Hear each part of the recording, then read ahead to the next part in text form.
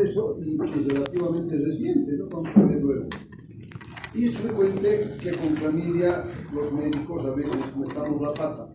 ¿En qué sentido? Que vamos a ver, tiene particularidades propias que lo diferencian de las bacterias un poco. Y es común escuchar a colegas hasta con especialidad pedir un cultivo para clamidias como habitualmente pedimos para muchos microorganismos. Cuando, como vamos a ver, clamidia se cultiva en líneas celulares. Entonces, desde ahora, ¿no? Si alguna vez escuchan, eviten incurrir en ese error que pues puede parecer niño, no lo es tanto, porque es motivo hasta de maltrato. Alguna vez algún colega así con años de experiencia al interno me pide el cultivo, pero ya le he dicho que me pida y listo. Cuando le iba a discutir de que no se puede pedir un cultivo en medios comunes, sino en líneas celulares que no la manejan cualquier laboratorio, sino los laboratorios de referencia, ¿ya?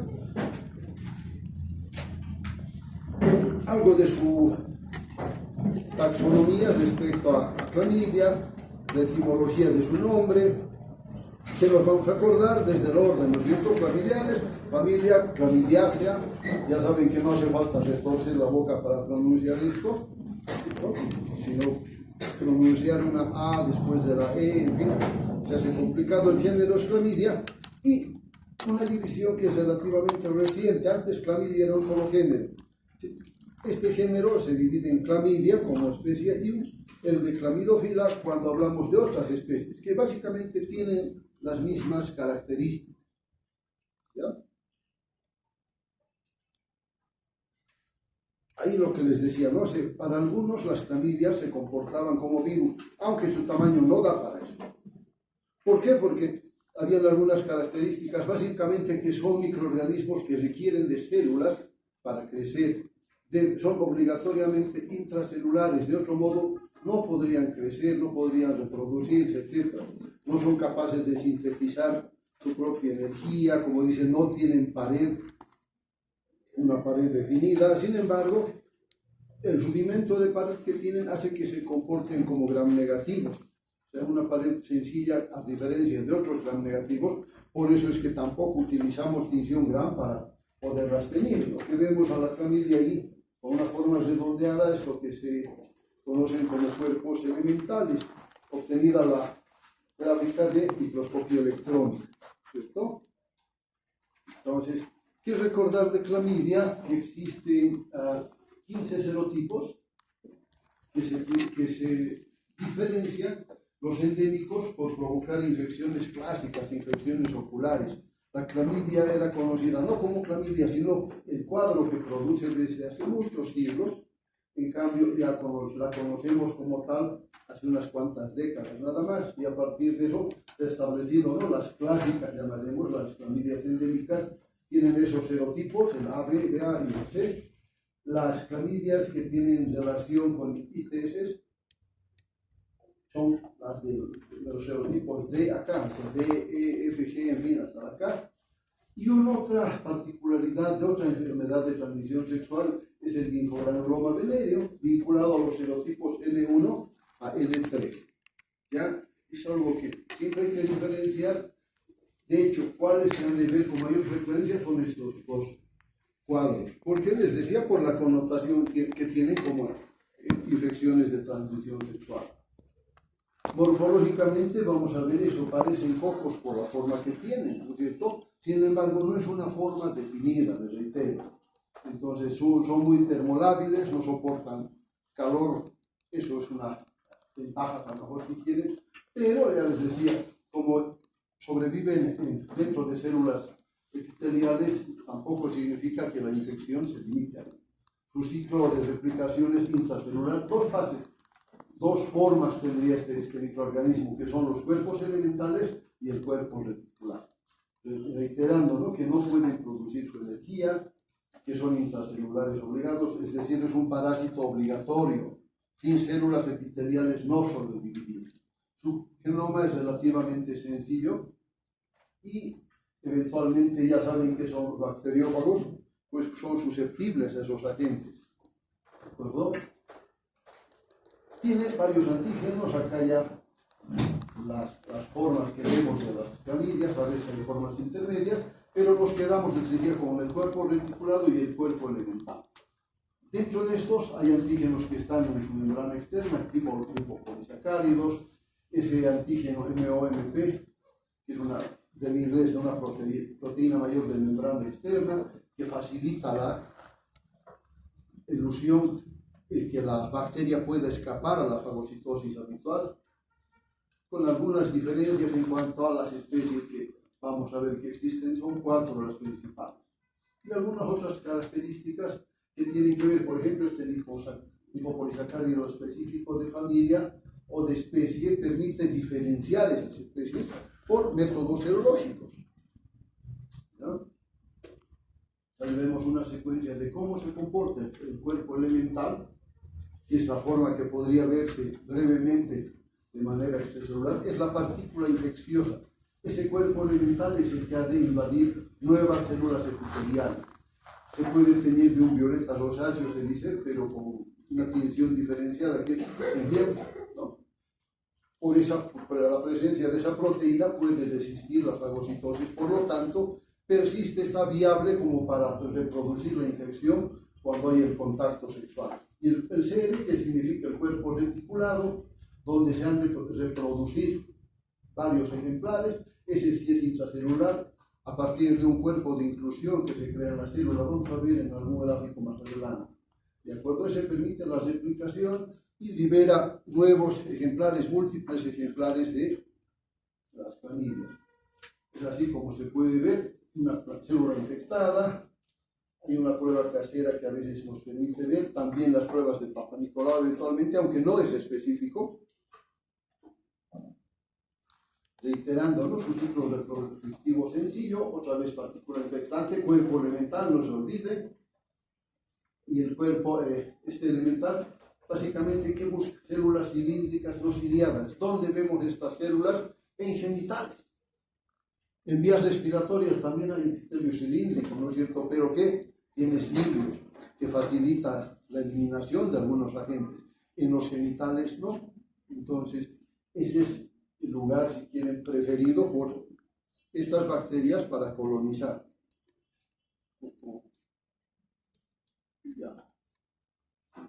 Entonces, en el inglés lo que podíamos ver, ¿no es cierto?, a partir de la presencia de estos cuerpos elementales fuera de una célula epitelial, se adhieren, no son fagocitados, más bien facilitan que la endocitosis por la misma célula, no es una fagocitosis como tal, y a partir de eso se crea este cuerpo reticulado, como una red, donde vamos a ver múltiples ejemplares nuevos, que más o menos entre 48 a 72 horas de tiempo van a producir a partir de un ejemplar muchos más, que se liberan y parasitan nuevas células. Ese es un ciclo que lo vamos a ver normalmente, otra vez el ciclo de otra manera, ejemplificando las células epiteliales que les decía. ¿Por qué ponemos en los recuadros órganos reproductores femeninos sobre todo? Porque en las mujeres en quien tiene mayor connotación. Se dice que hasta un 75% de mujeres infectadas pueden ser asintomáticas. Por lo tanto, si no hay síntomas, si no hay molestias, cualquiera supone pues que no hay problema, por lo tanto, a veces baja la guardia, deja de tener medidas de prevención. Les decía, clínicamente, cuando hablábamos de esos serotipos endémicos, hablamos de esta clamidia trachomatis, es la especie tipo, llamaremos la más frecuente. Y esa clamidia trachomatis es la que tiene los 15 serotipos que hemos dicho. ¿De acuerdo? Junto con esa especie de clamidia trachomatis hay clamidia pneumoniae, que en este caso hablamos, ¿no? Estas dos especies son propias del hombre, y hay otras dos especies que son propias de animales, son zoonosis, esta clamidia psittacea y clamidia pecorum, que pueden estar, es como dicen, en aves, en algunos mamíferos, y el hombre adquiere esas especies en forma accidental por cuestiones laborales, quienes trabajan en granjas avícolas, con aves de ornamento, los loritos son ese tipo de aves, por si acaso, por eso viene lo de psittacea. Vamos a ver en algún cuadro, se le ha dado ese nombre, porque había mayor prevalencia en qué, en loros sobre todo, ¿ya? Los citácidos son esas aves. Lo que decíamos, el Chlamydia trachomatis puede en los serotipos que habíamos dicho, A, B, BA y C, provocar sobre todo infecciones oculares. Este tracoma es una infección conocida, es una enfermedad conocida que, sobre todo en Asia y en África, provocaba ceguera. Antes muy frecuente. Ahora ya no tanto con el advenimiento de los antibióticos, ¿no? Pero entonces, lo que provocaba era un proceso crónico, un proceso inflamatorio crónico, que podía derivar en ceguera, una conjuntivitis neonatal, eventualmente una neumonía intersticial, se dice, un tanto atípica. Pero más lo vinculamos a eso con ese tracoma. Luego, los otros serotipos de acá, que decíamos, ¿no? Que van a causar infecciones genitales, y luego el linfogranuloma venéreo por serotipos L1, 2 y 3. Paralelamente se han visto algunos casos donde se puede provocar lo que se llama un síndrome de Reiter, que no es privativo de clamidia. También se puede ver con otras infecciones de transmisión sexual. ¿No? Entonces, ¿qué ocurre en este caso, en este síndrome? Es un proceso autoinmune que se desencadena por la presencia de algún agente y que puede tener repercusiones en algunos casos, provocando problemas reproductivos sobre todo. ¿De acuerdo? En la mujer, estos cuadros son los que más trascienden cuando se presentan. Cuando vemos cuadros de estos, pensamos primero en gonorrea, ¿cierto? Y luego pensamos en otros cuadros, entre ellos clamidiasis, que pueden ser causa de enfermedad pélvica inflamatoria, significa esa abortos, lo peor, infertilidad, ¿de acuerdo?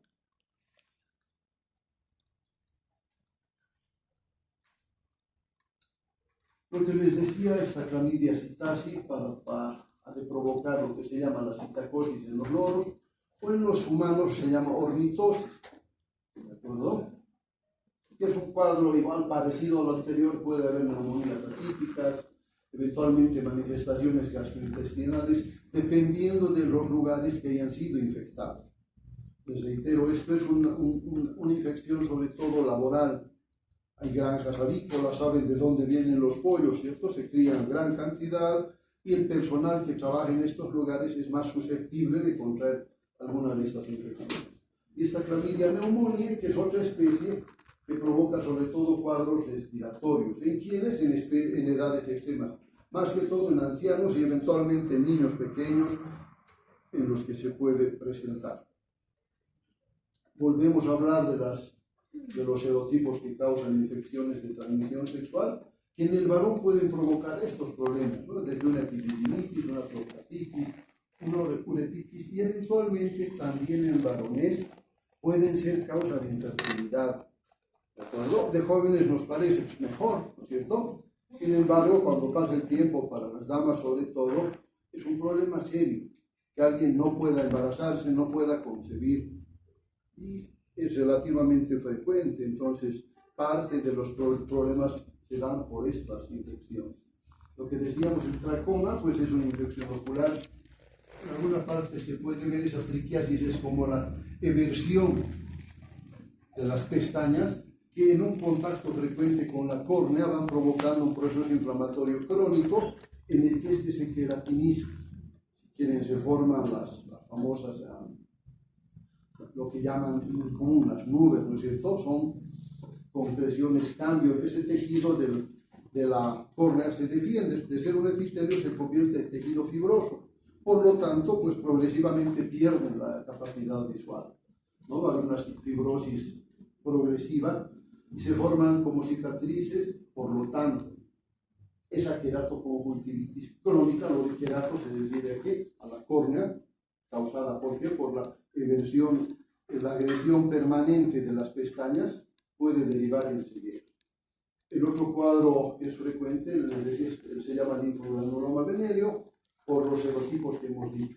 Que hay en estos casos una adenitis inguinal supurativa, es decir, la presencia de una masa en la ingle sobre todo, que progresivamente se ha de fistulizar, por eso hablamos de una adenitis supurativa. que se incuba en un tiempo relativamente corto, entre 7 a 14 días. ¿De acuerdo?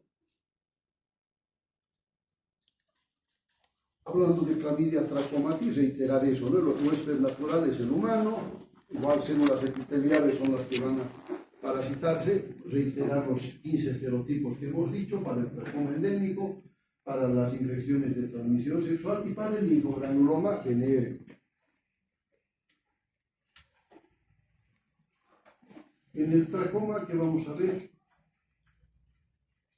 las lesiones oculares que hemos visto, el linfogranuloma venéreo es este que les decía, una adenitis importante, que luego se ha de abrir, ya se notan, ¿no es cierto?, los signos de inflamación, la flogosis que llamamos, y eso algún rato se fistuliza, se abre, revienta, decimos, ¿no es cierto? En términos médicos eso es fistulizar, cuando se abre espontáneamente, porque ya el pus que contenía, pues logra eso. Las conjuntivitis de inclusión que se dan sobre todo en bebés nacidos de mujeres embarazadas que están infectadas. En el momento del parto se produce una infección, hay una lesión mucopurulenta en globo ocular. Por eso, cuando nace un bebé, a todos, sobre todo si es un centro de salud o un hospital, se les coloca una pomadita con algún antibiótico. Eso es parte de las normas. ¿Para qué? Para evitar estos problemas que pudieran darse, que si la mujer no tuvo control, no podemos hacer pruebas en todas las que vienen, sobre todo en los hospitales públicos, no hay recursos. Entonces, como prevención, mejor tomar medidas y hacer un tratamiento preventivo con antibióticos locales o tópicos.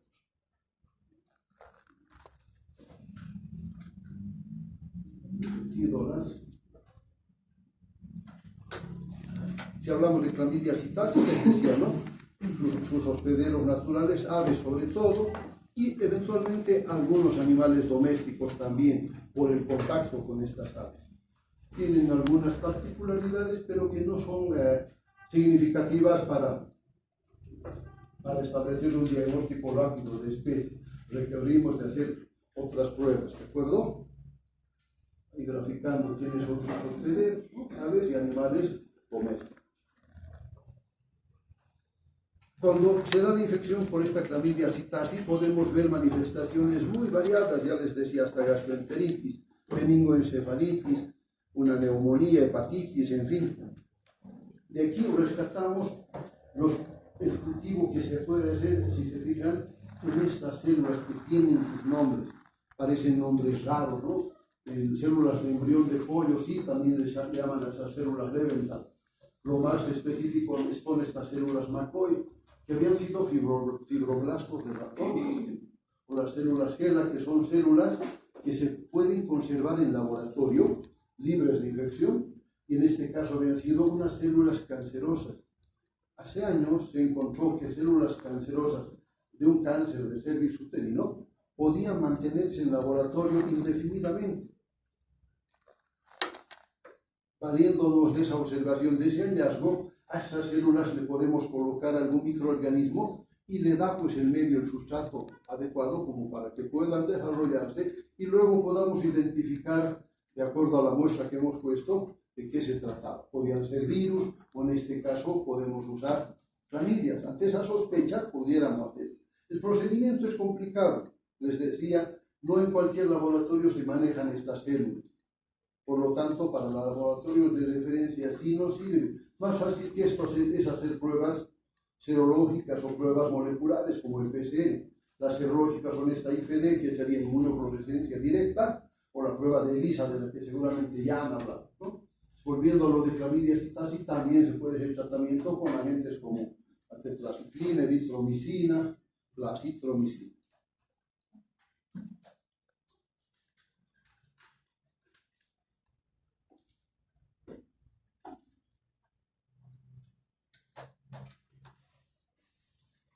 Como pueden, un gráfico de esas células que les digo, que como parte de las neoplasias ha servido esto, por ejemplo, para estudiar mejor el comportamiento del cáncer de cuello uterino, ¿no? Que ha permitido algunos avances, pero para el laboratorio fue algo importante. Ya les digo, puede mantenerse durante décadas, en las condiciones adecuadas, cual si se tratara de organismos autónomos. Entonces, es parte de lo que se puede encontrar. Hablando de Chlamydia pneumoniae, el nombre viene de una cepa tuar, se llamaba así, por el hallazgo en Taiwán. El año está mal, es por los 60 que se ha encontrado esto, no tan reciente como el 86. Y por esa época pues, se hizo el hallazgo. A partir de ese hallazgo es que se ha empezado a hablar más y a conocer mejor a las clamidias. Ya no 1986, les reitero, era 1968. Entonces, eso ha permitido ya establecer que habían varias especies, como hemos visto al comienzo, algunas especies de animales. Ese proceso crónico que había del tracoma había estado vinculado con un nuevo género de microorganismos, y como los demás tiene un cuerpo elemental, en este caso, como tiene otra connotación para vías respiratorias, la transmisión. Se dice que en algunos lugares está tan difundido que la mitad de las personas tienen anticuerpos contra Chlamydia pneumoniae, no en todos los lugares. La incubación es un tanto más larga y los grupos de riesgo son edades extremas, como niños pequeños, los de guarderías o de kinderes, y ancianos, ¿de acuerdo? Les decía, ¿no? ¿Cómo se observa esta Chlamydia pneumoniae? Un hallazgo así raro en nervio óptico. Ya se han encontrado luego los problemas que pudiera causar en pequeños. ¿Qué hace esta Chlamydia pneumoniae? Va a infectar algunos macrófagos donde los alvéolos respiratorios, ¿no? Son también células epiteliales. Puede provocar, desencadenar un proceso de aterosclerosis a través de sus lipopolisacáridos con procesos inflamatorios no crónicos sino agudos. ¿De acuerdo? Para el diagnóstico, ¿qué muestras se utilizarán? Exudados de vías respiratorias superiores, un exudado nasofaríngeo para hacer serología o pruebas moleculares, o eventualmente para un cultivo intracelular con las células que hemos dicho, estas levental o las células MACOL. También susceptible de tratamiento con antibióticos, sí. ¿De acuerdo? Esto utiliza colorantes fluorescentes como para teñir los microorganismos, que nos muestra el otro cuadro, un cuadro de neumonía atípica. Si se acuerdan lo que han visto con Streptococcus pneumoniae, la neumonía es localizada, es como si hubiera un lugar, un lóbulo que está bien comprometido. En este caso es una neumonía intersticial, llamamos, que está diseminada, por eso hablamos de una neumonía atípica, no clásica. ¿De acuerdo? Una prueba de PCR, cómo se la grafica, cómo se esquematiza, y bueno, el tratamiento, ya mencionando los antibióticos que podemos usar. Volviendo a hablar de la Chlamydia trachomatis, ¿no? Las ITS o ITS, como les llaman, más son ITS, lo que les decía, ¿no? 75% de mujeres y hasta la mitad de los varones son asintomáticos. Eso induce errores en el cuidado que deberíamos tener, ¿cierto? Lo más temido de las complicaciones, reitero, infertilidad. No, ya lo que se puede prevenir con algunas medidas sencillas, la localización más importante, sobre todo en damas. ¿Cómo se ha de manifestar? Cuando aparece con un flujo blanquecino. Algo a decirles en este segmento en que vamos a hablar de otras ITS, es que el flujo no es normal para las damas. Para muchas la famosa regla blanca pues la asumen como algo que debería estar y no lo están. Ahí vamos a diferenciar obviamente de las secreciones. Es un lugar, los genitales femeninos, que no puede estar seco, pero dependiendo de los días del mes, van a haber hay días en los que pareciera haber un poquito más de flujo, sobre todo mucoso, que es el que ha de lubricar los genitales. Pero ya el flujo blanco, la famosa regla blanca que le llaman, no es tan normal y hay que buscar identificar la causa, ¿no? Y en este caso pues hay un flujo blanquecino, amarillento, hay un olor peculiar en genitales masculinos y femeninos, ¿no? Eventualmente se puede acompañar de manifestaciones urinarias. Estas, si aparecen, provocarán también dolor abdominal. Eventualmente, dependiendo de cada caso, cuando hay manifestaciones, les reitero, muchos no las tienen, pueden haber, ¿no?, estas náuseas, fiebre, que son inespecíficas.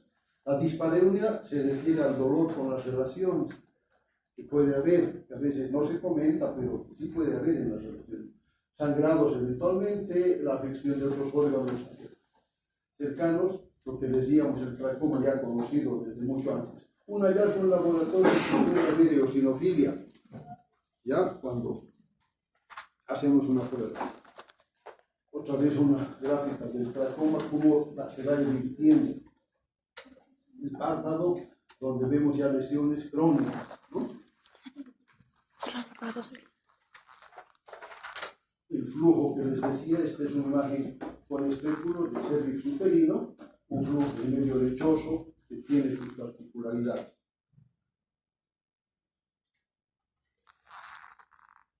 Habíamos visto hace rato una fotografía de este linfogranuloma venéreo, recordar eso, ¿no? Serotipos L1, L2 y L3.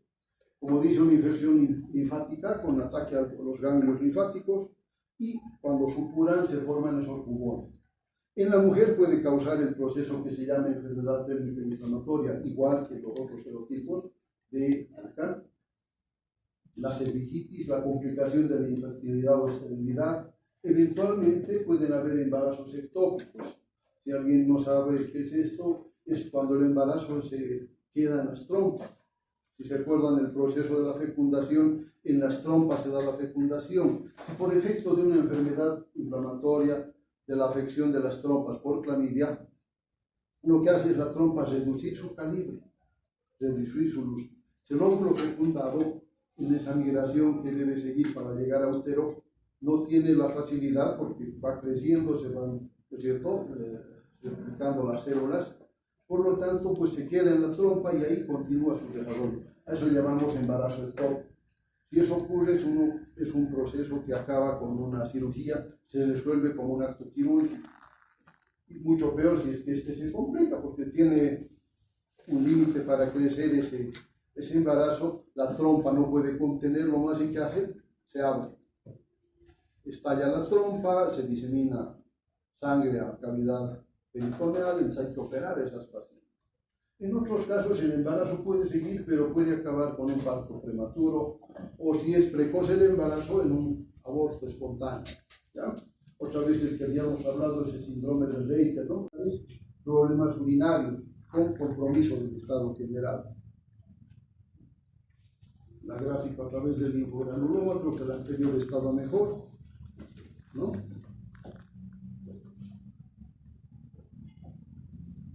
Cuando se dan abortos espontáneos, este es un embriónito, a veces el saco íntegro se elimina.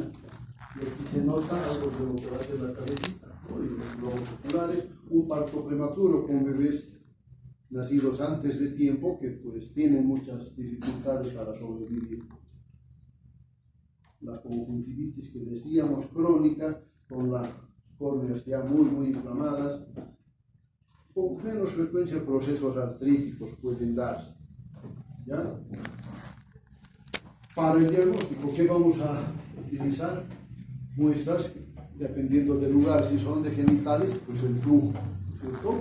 Si se puede hacer el cultivo en las células marcoides, decía, o mejor hacer las pruebas serológicas, como la inmunofluorescencia directa, el enzimoanálisis, que es la prueba de ELISA, o el PCR. A ver.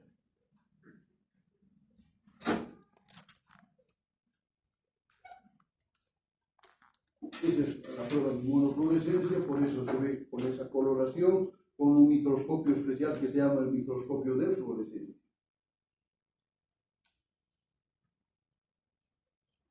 También existen pruebas caseras, hay una prueba que se llama clamidia sim, parecida a las pruebas del test de embarazo, que se puede comprar en farmacia. No es muy específico, pero eventualmente es una prueba de diagnóstico rápido, que nos orienta mucho como para empezar el tratamiento. Ya les decía, la tinción que utilizamos es esta GIEMS.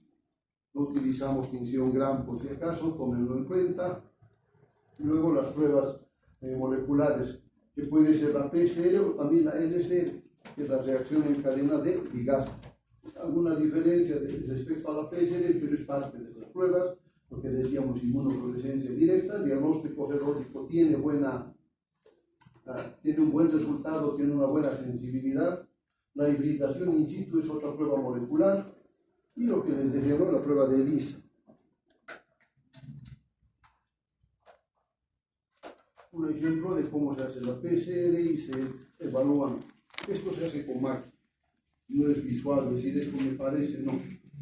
Pero así se hace esa PCR.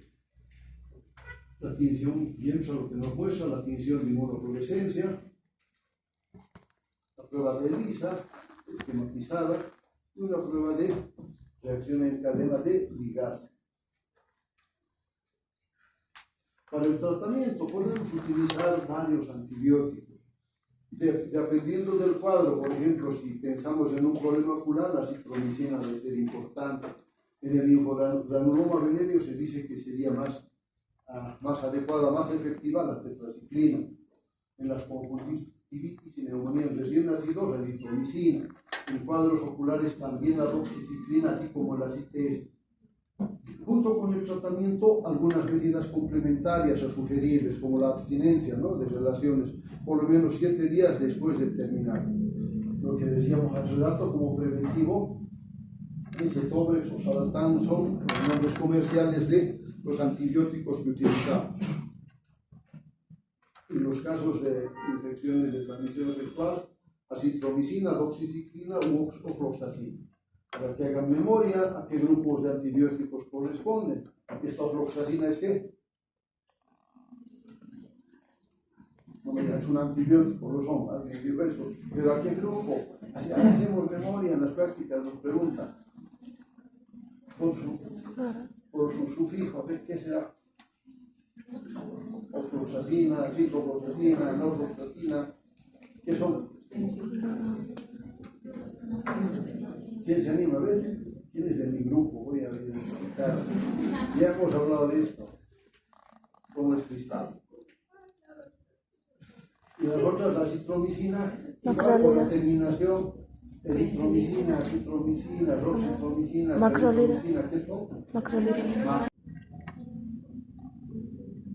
Doxiciclina, que estaba ahí en un lapsus. Doxiciclina, decir, ¿a qué se parecen? Si estamos hablando al rechazo, este es el necesario a repetir, sino asociando ideas y ahí nos acordamos cómo funciona. ¿De acuerdo? La prevalencia, bueno, la candidiasis es lo más frecuente. Si en esos números, no más de 1 millón de casos que se han reportado, sin contar que deben ser mucho más los que no se reportan. ¿Por qué? Porque habíamos visto que la mayoría son asintomáticos, ¿no es cierto? Entonces, las formas de transmisión, sobre todo de los serotipos de ITS, pues hay que nomás reconocer que las relaciones no son solamente pues, de una manera, pueden ser de varias, entonces esos mecanismos de contagio también se verán ampliados. Población en riesgo para las ITS, pues sobre todo varones, mujeres en edad reproductiva e indirectamente los bebés cuando la madre no se cuida. ¿De acuerdo? ¿Qué haremos la prevención? Entonces, en lo posible, el Papa Nicolau anual, que nos puede permitir ver e identificar algunas cosas. El uso de preservativos ya parece manido, trillado, pero no deja de ser importante. ¿No es cierto? Y alguien se me va a reír la abstinencia, pues, este doctor anticuado. No es tanto cuando queremos prevenir. Ya cuando hablamos de ITS, las damas sobre todo, ¿por qué sentirse menos, por ejemplo, si saben que pueden pasar cosas, tener en la cartera un preservativo? ¿Para qué? Para a la pareja. Si quieres, bueno, póntelo. Si no, no hay. Porque así debería ser, ¿no es cierto? Si es algo tan íntimo, ¿por qué no haber la confianza para hablar? Para cuidarse. Aunque el varón nos diga, no, es que no se siente igual, obviamente, pero también, pues, la mujer, ¿cómo se sentirá si el varón no se cuida? No solo por ITS, ¿no? También por embarazos no deseados, que son frecuentes. Y como estudiantes de medicina no estamos inmunizados, ¿verdad? Yo digo, soy de medicina. Mejor, antes de pensar en la resolución, en las soluciones, mejor pensar en la prevención, ¿de acuerdo? En embarazada, ya les digo, por la connotación que tiene respecto a partos prematuros, esos bebés que están expuestos a neumonías atípicas, a las conjuntivitis, con más razón tendrán que extremarse cuidados, ¿no es cierto? Hablar del preservativo, de la abstinencia, en fin, así parezca anacrónico, no lo estamos. Y acabamos con eso. Si hay preguntas, pues tenemos algo de tiempo.